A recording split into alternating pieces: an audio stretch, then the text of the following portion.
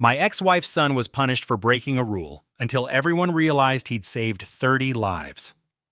The call came at 2:14 p.m. on a Tuesday, right in the middle of my design consultation with a client.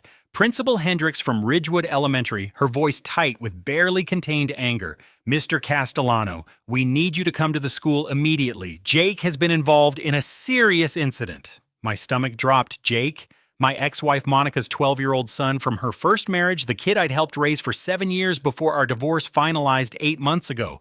The boy who still called me on weekends, who asked me to attend his soccer games even though legally I had no obligation anymore. What happened? Is he hurt?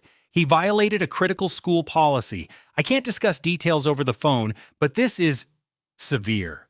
We've also contacted his mother. I canceled my meeting and drove the 15 minutes to Ridgewood in a blur of worry and confusion. Jake wasn't a troublemaker, quiet, thoughtful, almost painfully responsible for his age. The kind of kid who reminded you to recycle and made sure his younger half-sister Emma buckled her seatbelt. The parking lot was chaos. 3 news vans, police cruisers, parents clutching their children with tears streaming down their faces. My heart hammered as I pushed through the crowd toward the main entrance. Monica was already in Principal Hendricks' office along with her new husband Derek, the man she'd left me for, the corporate attorney who'd moved into our house 3 weeks after I moved out. Derek sat in his $1,000 suit, checking his Rolex with obvious impatience.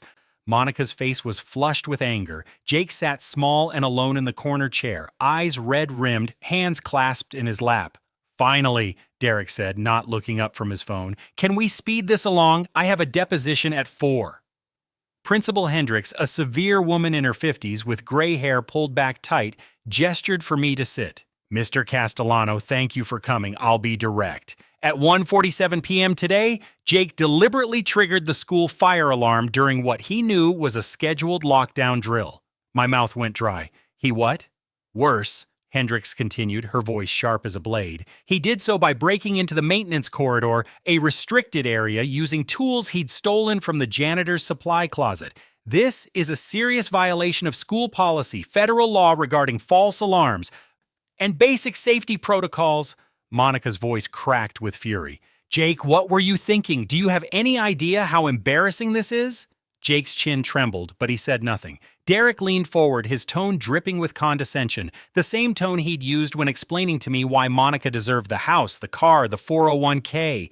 "Kid needs consequences, real ones. My recommendation: alternative school placement, psychiatric evaluation, and community service. Make an example." Something cold coiled in my chest. I looked at Jake, really looked at him. His hands weren't just clasped, they were shaking.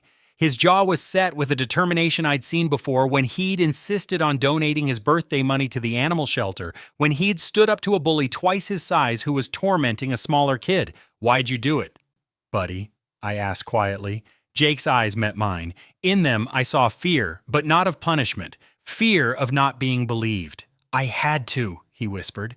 "That's not an answer," Monica snapped. "This is exactly the kind of behavior Dr. Morrison warned us about. The separation clearly affected him more than we thought. Derek and I have been discussing—" "Let him speak," I said. Hendricks crossed her arms. "Mr. Castellano, I appreciate your concern, but you're not Jake's legal guardian. You have no authority here." "I know, but I raised that kid for 7 years. I know him, and something's not right." I turned back to Jake. "Why'd you do it?" Jake's voice was barely audible. "The smell." "What smell?" "In the maintenance corridor. During the lockdown drill, we were all supposed to stay in our classrooms. Quiet, lights off. But I was sitting near the wall, the one that backs up to the maintenance area, and I smelled it. Gas, natural gas, really strong." Hendricks' expression didn't change. "Jake, the natural gas lines don't run through that section of the building." "They do," Jake insisted, his voice gaining strength. "I saw them when Mr. Patterson was fixing the heater last month. The big yellow pipes. And today during the drill, I could smell it getting stronger. I knew if I told anyone, they'd say I was being disruptive. The drill was supposed to last 30 minutes. 30 minutes with gas building up in a closed space. So you decided to break multiple rules," Hendricks said coldly. "Create panic, disrupt an emergency preparedness drill, and risk being expelled." "I decided," Jake said, meeting her gaze with surprising steadiness, "that 30 kids in my classroom dying was worse than getting in trouble." Thus, the room fell silent. Derek scoffed. "Dramatic much? This is what happens when you let kids watch too much TV." He probably imagined. "Shut up," I said quietly. Derek's head snapped toward me. Excuse me? I said, shut up. For once in your privileged, entitled life, shut your mouth. I looked at Hendricks. Has anyone actually checked the maintenance corridor? Mr. Castellano, our facilities are inspected regularly. That's not what I asked. Has anyone checked today, right now? Hendricks's jaw tightened. The fire department responded to the alarm. They found no evidence of the office door burst open. A firefighter, face soot-stained, breathing hard. Principal Hendricks, we need to evacuate the entire building, now. We found a major gas leak in the maintenance corridor. The shutoff valve was damaged, possibly for hours. If that kid hadn't pulled the alarm... He paused, looking at Jake with something like awe. If he'd waited 30 more minutes with that concentration of gas in a confined space near the electrical panel, the whole wing would have gone up. The news broke at 6 p.m. Every local station led with it. 12-year-old hero saves Ridgewood Elementary. Jake's school photo filled screens across the state. The fire marshal gave a press conference explaining that the gas leak had been caused by corroded pipes that should have been replaced years ago but were missed in routine inspections. The concentration of natural gas in that corridor was at explosive levels, Fire Marshal Chen stated, her voice grave. If ignited, the blast would have killed or severely injured everyone in the East Wing, approximately 30 students and 2 teachers. This young man's quick thinking and courage saved 30 lives. I sat in my small apartment watching the coverage, phone ringing nonstop, reporters wanting interviews, parents wanting to say thank you, the mayor's office calling to arrange a commendation ceremony, and I felt sick because I remembered Principal Hendricks' face, the cold certainty, the immediate assumption of guilt, the way she dismissed Jake's explanation without even checking, the way Monica had been so quick to accept her new husband's recommendation to send Jake away, to label him disturbed, to punish first and ask questions never. At 7:30 p.m., Monica called. David, we need to talk about Jake. I already talked to him. I told him I was proud that doing the right thing sometimes means breaking the rules. That's great, but I'm calling about something else. Her voice carried that familiar edge, the one that always preceded a request that was really a demand. Derek and I have been discussing Jake's situation. With all this publicity, he's going to need support.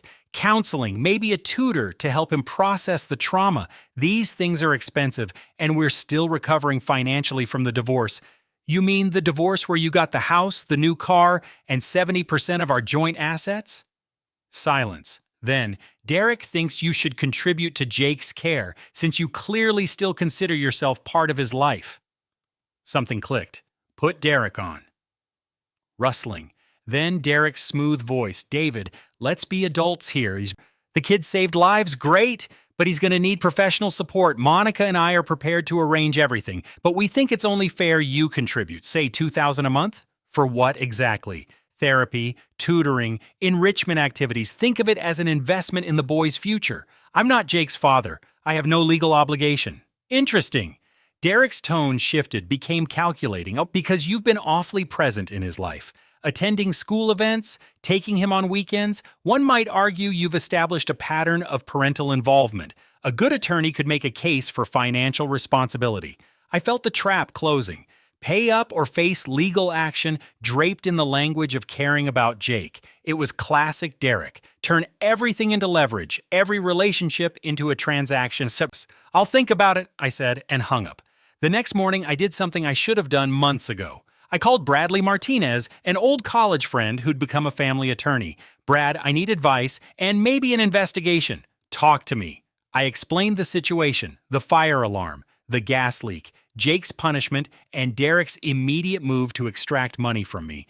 Something feels wrong. The way Hendricks dismissed Jake's concerns without checking, the way Derek's suddenly interested in Jake's care when he spent 8 months treating him like an inconvenience. Bradley was quiet for a long moment.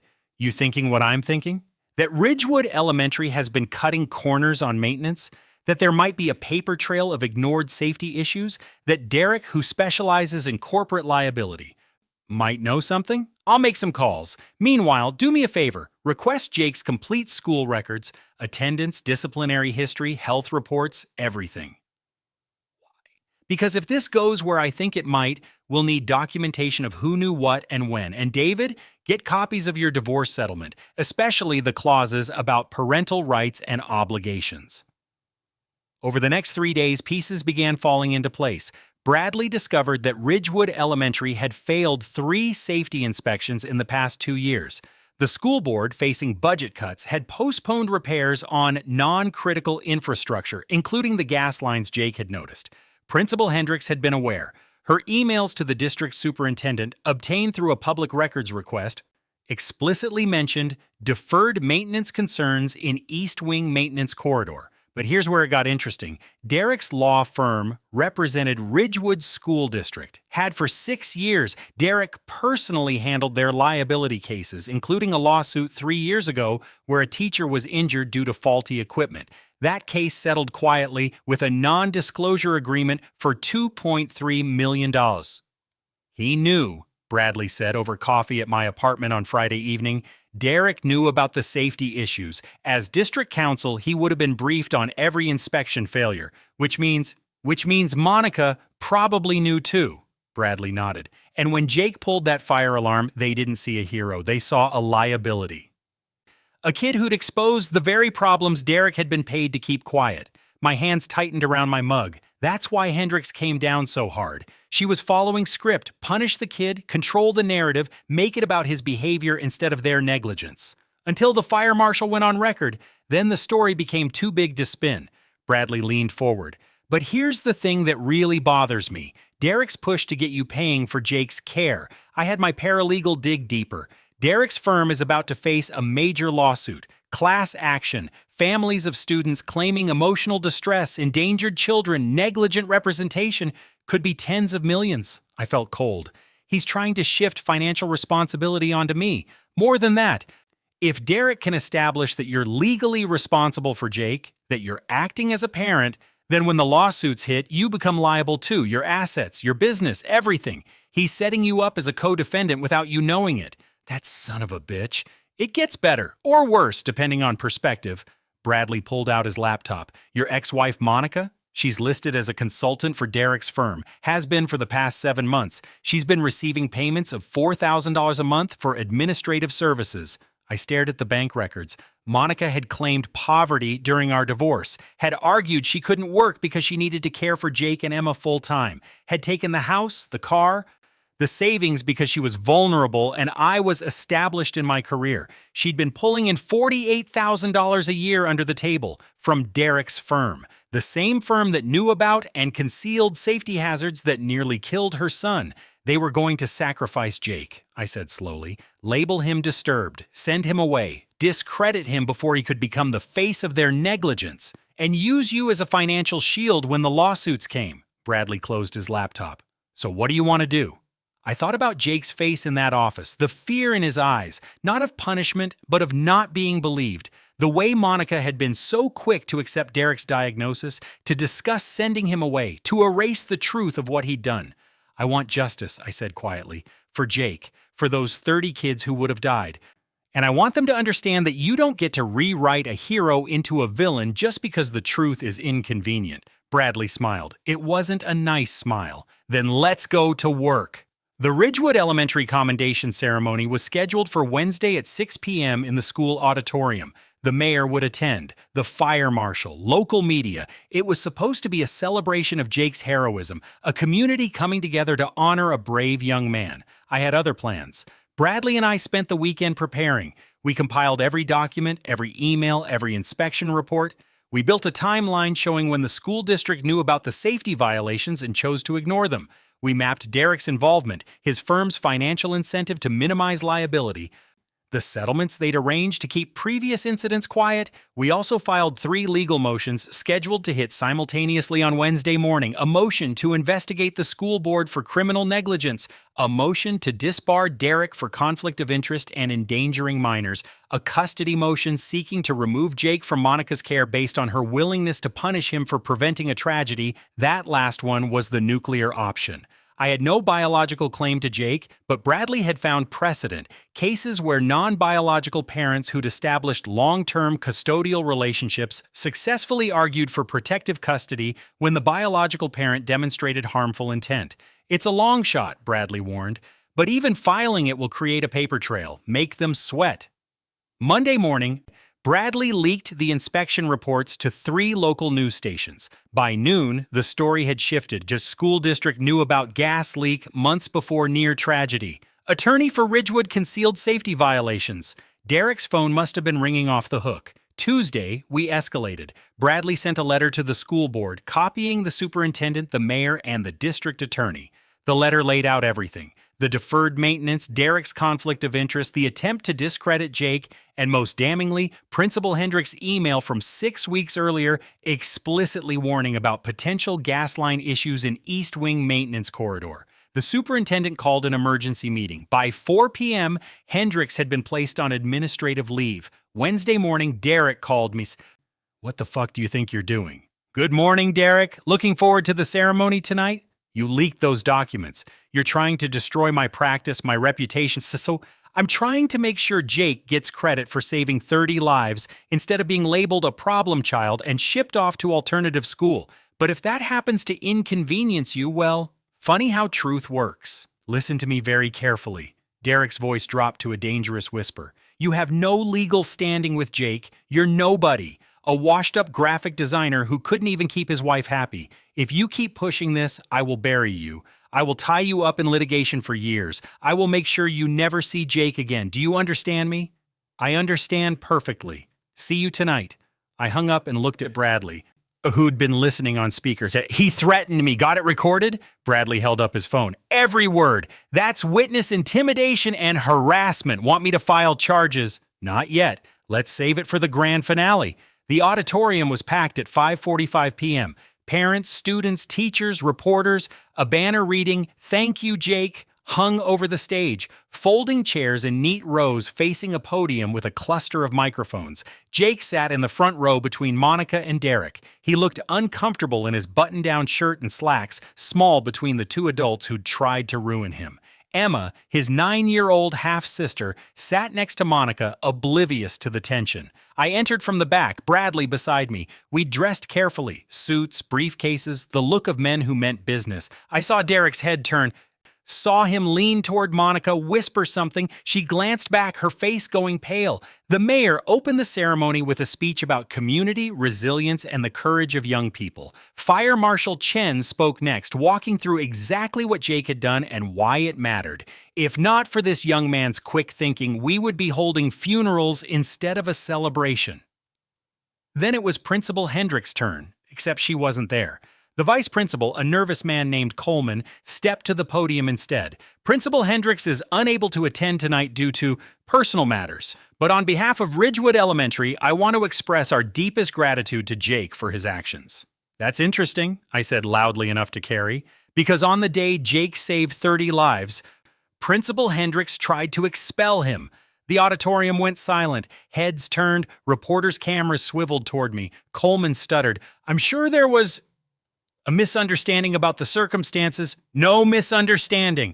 I stood, Bradley rising with me. Principal Hendricks knew about the gas leak. She'd reported concerns about the maintenance corridor 6 weeks earlier. But instead of fixing the problem, the school board deferred repairs to save money. When Jake exposed that negligence by pulling the fire alarm, Hendricks' first priority was punishing him, silencing him, making sure the story became about his behavior instead of their failure. Derek was on his feet. "This is inappropriate. This ceremony is for Jake, not your grandstanding." "You're right, it should be about Jake." I walked down the aisle. Bradley projecting documents onto the screen behind the stage from his laptop.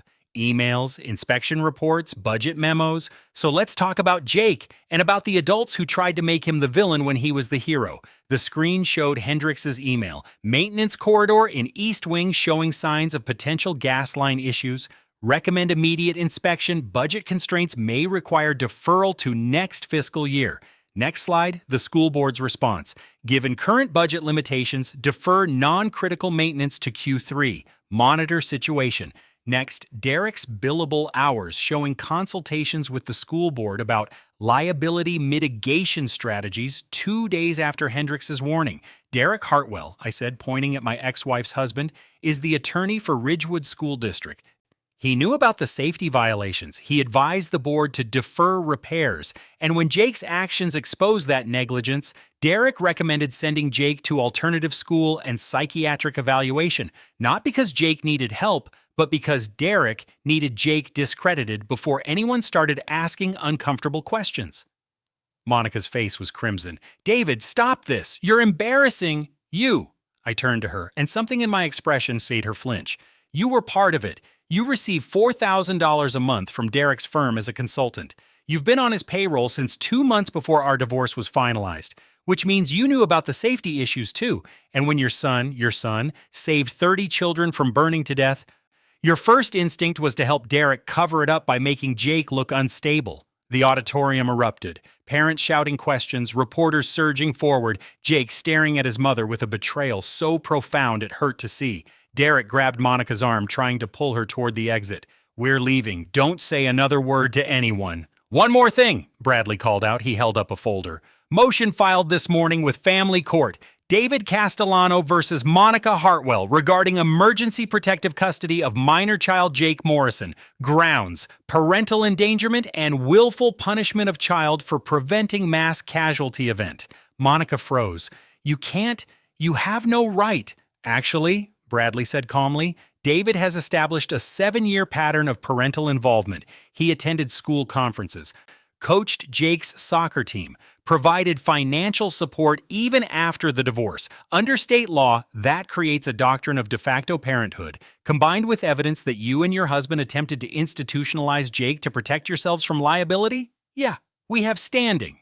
Derek's face went purple. "This is extortion. You're trying to—" "I'm trying," I said quietly, stepping close enough that only he could hear, "to make sure Jake ends up with someone who loves him more than they love money, someone who'll believe him when he does the right thing, someone who won't sacrifice him to save their reputation." I looked past Derek to Jake. The boy was crying now, silent tears streaming down his face. But he wasn't looking at Monica or Derek. He was looking at me. "You okay, buddy?" I asked. Jake nodded. "You came. Always. That's what family does." The ceremony collapsed into chaos, parents demanding answers from the vice principal, reporters chasing Derek and Monica, Fire Marshal Chen calling for a formal investigation. The mayor, sensing political disaster, quickly distanced himself from the school board and announced an independent audit of all district facilities. Bradley and I took Jake outside to my car. Emma came too. The little girl was scared, confused, clinging to her half-brother. Monica tried to stop us. "You can't take my children. I'll call the police. Call them," Bradley said, handing her a business card.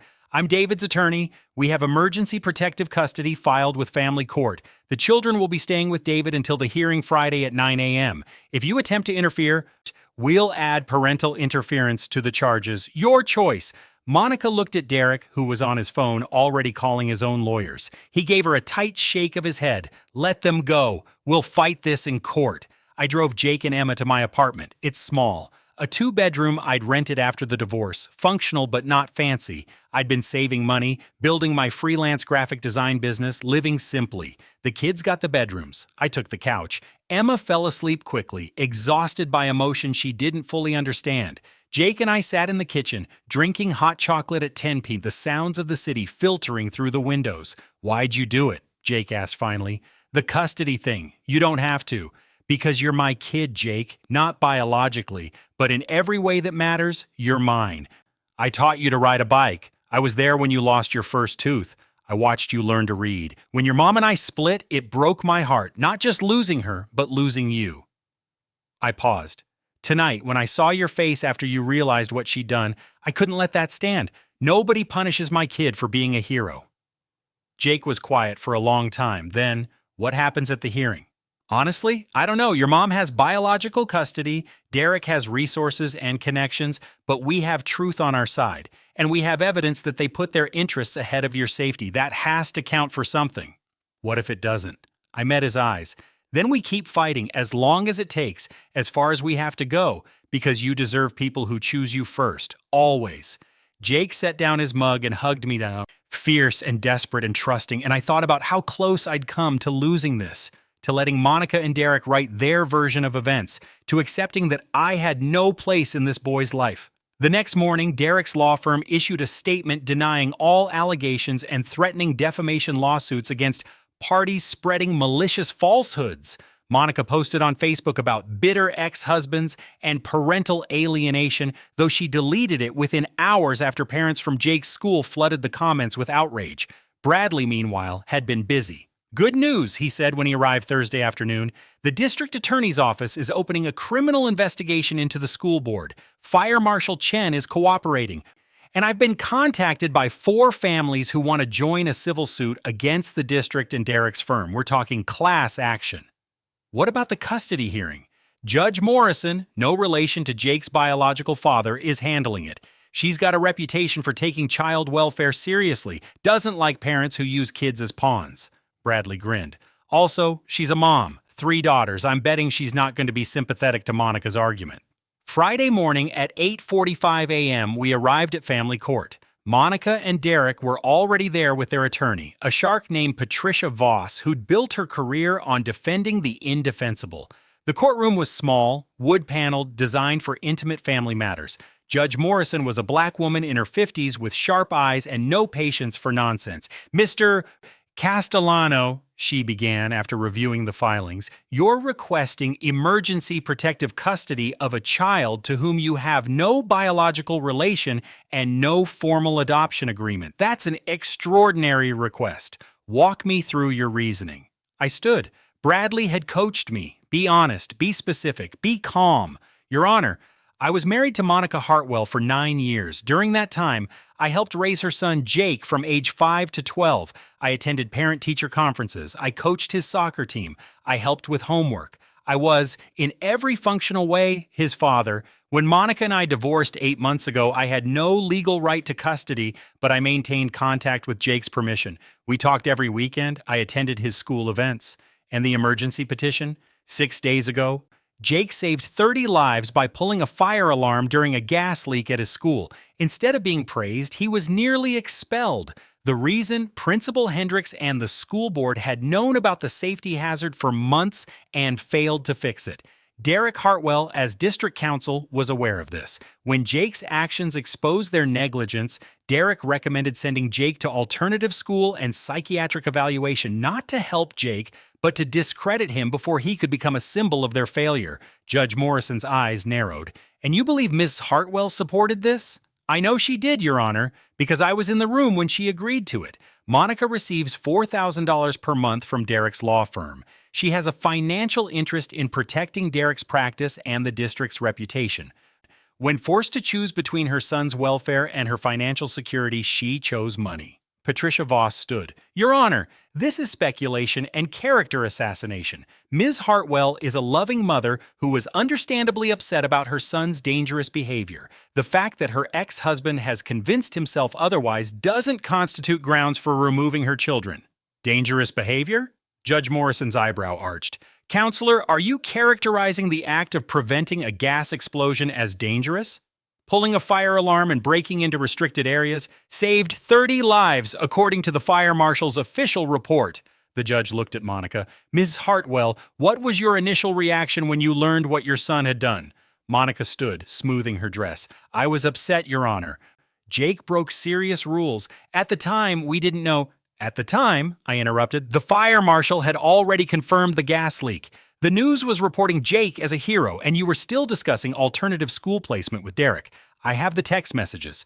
Bradley projected them on the courtroom screen. Monica's words to Derek, sent an hour after the fire marshal's press conference. "Can we still pursue the psych eval? This media attention is making things worse." Derek's response, "Working on it. Need to control the narrative before the lawsuits start." The courtroom went very quiet. Judge Morrison removed her glasses. "Ms. Hartwell, help me understand. Your 12-year-old son prevented a tragedy. He saved lives. And your concern was controlling the narrative?" "I was worried about him." Monica's voice rose.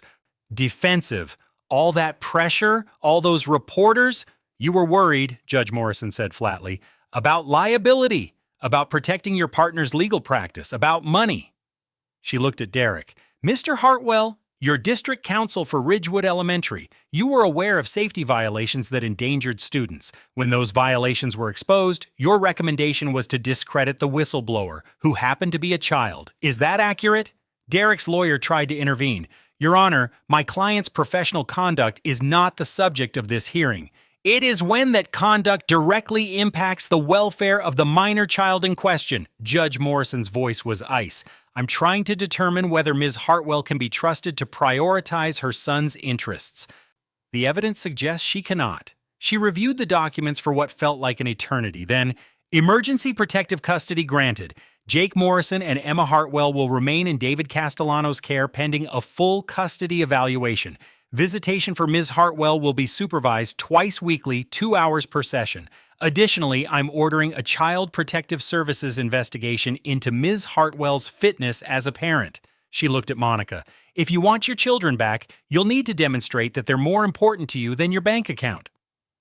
Monica collapsed into her chair, sobbing. Derek was already on his phone, no doubt calling higher-powered attorneys. Jake, who'd been sitting quietly in the gallery, looked at me with something like wonder. We'd won. Not permanently, the custody evaluation would take months, but we'd won the fight that mattered, the fight to choose Jake first. 6 months later, life looked different. The custody evaluation had concluded in December. After extensive interviews, home visits, and psychological assessments, the court granted me joint legal custody of Jake and Emma. Not adoption, Monica retained her parental rights, but a formal recognition that I was their father in every meaningful sense. Monica and I now split custody 60-40, with the kids primarily living with me. She'd moved out of the house she'd fought so hard to keep in the divorce, couldn't afford the mortgage after Derek's legal practice imploded. They'd separated in November after Derek was disbarred for conflict of interest, and criminal negligence charges were filed. The civil lawsuit against the school district and Derek's firm settled for $47 million. Jake received $200,000 of that, placed in a trust for college. We donated half of it to a scholarship fund for students pursuing careers in emergency services. Principal Hendricks was fired and barred from working in education. The entire school board resigned. Ridgewood Elementary got $12 million in infrastructure upgrades, every pipe and wire inspected and replaced. Derek faced criminal charges for endangering children and obstruction of justice. His trial was scheduled for March. Monica, who'd cooperated with prosecutors in exchange for immunity, testified against him. I felt no satisfaction in that, just a weary sadness that it had come to this. But Jake was thriving. He'd been invited to the governor's mansion for a youth leadership award, featured in national news stories about young heroes, offered a full ride to 3 different private schools. Though he chose to stay at Ridgewood, somebody needs to make sure they actually fix things, he'd said. Tonight, we were having dinner at my apartment. Now our apartment, a bigger place with 3 bedrooms and room for Emma's art supplies and Jake's growing collection of science books. Monica would arrive at 6:30 for her supervised visit. The relationship was still strained, probably always would be, but we were learning to co-parent, learning to put the kids first. Emma was setting the table, chattering about her school play. Jake was helping me with the lasagna, carefully layering noodles and cheese the way I'd taught him. "Dad," he said suddenly. "Thanks." I looked at him. He'd grown 3 inches in 6 months, was almost as tall as my shoulder now. His voice was starting to crack. He'd be a teenager soon, with all the complications that brought. For what, buddy? For believing me, when nobody else did. For fighting for me, even when you didn't have to. I set down the spatula and turned to face him fully. "Jake, I need you to understand something. I didn't fight for you because I had to. I fought for you because I wanted to, because you're my son, not because biology says so, but because I chose you. Every day, I choose you. That's what family means." Jake's eyes glistened. "I choose you too." Emma ran over, inserting herself into the hug. Group hug. I choose everyone. We stood in the kitchen, the 3 of us, while the lasagna baked and the evening light filtered through the windows. Outside, the city hummed with traffic and life and endless complications. But in this moment, in this small circle of arms and love and chosen family, everything was exactly as it should be. People ask me sometimes if I regret the fight, the legal fees, the publicity, the months of uncertainty. They ask if it was worth it, destroying my ex-wife's relationship with her son, ending her marriage, turning what could have been a private matter into a public spectacle. And I tell them this: the day Jake pulled that fire alarm, he taught me something profound. He taught me that sometimes breaking the rules is the right thing to do, that sometimes you have to make noise, cause disruption, refuse to stay quiet even when everyone tells you to comply. He saved 30 lives by refusing to follow an unjust order. I saved his by doing the same.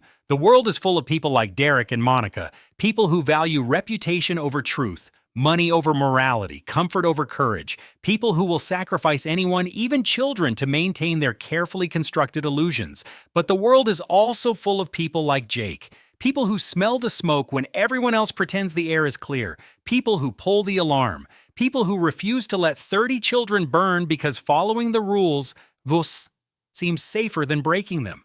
I'm proud to be his father, proud that when he needed someone to believe him, I was there, proud that we built something real from the ashes of betrayal and negligence and institutional cruelty. 6 months ago, I was an ex-husband with no legal rights and no standing. Today, I'm a father, not because a court said so, though that helps, but because a 12-year-old boy chose me, trusted me, needed me, and when your child needs you, you show up, you fight, you refuse to accept the version of reality that makes you powerless, because sometimes the people in charge are wrong. Sometimes the rules are designed to protect the guilty instead of the innocent. Sometimes the only way to save lives is to break every rule that says you can't. Jake taught me that, and I'll spend the rest of my life making sure he knows. I heard the alarm, I smelled the smoke, and I came running. That's what fathers do, real fathers. The kind who choose their children first, always. Jake graduated middle school with honors. His valedictorian speech was about courage and the importance of trusting your instincts even when authority figures tell you you're wrong. The audience, which included Fire Marshal Chen, the mayor, and 3 members of the new school board, gave him a standing ovation. Monica attended with her new partner, a quiet accountant named Richard, who treats the kids with gentle kindness, and she and I are cordial now, co-parents who put our history aside for the children we both love. She never apologized, not really, but she shows up for soccer games and parent-teacher conferences. That's progress. Derek is serving an 18-month sentence for criminal negligence and obstruction. His law license is permanently revoked. I feel no triumph in that, just a weary recognition that actions have consequences. Emma wants to be a firefighter when she grows up. She makes Jake reenact the fire alarm incident regularly, always casting herself as the hero. Jake tolerates this with bemused patience. As for me, my graphic design business is thriving. I've specialized in safety signage and emergency preparedness materials, a niche market I fell into accidentally but have embraced fully. My work now hangs in schools, hospitals, and government buildings across 3 states. But my real success is measured differently now. It's measured in homework sessions at the kitchen table, in Saturday morning soccer games, in the way Jake still comes to me first when he has a problem, trusting that I'll believe him, that I'll fight for him, that I'll choose him always. Because that's what family does. Not the family you're born into, but the family you choose.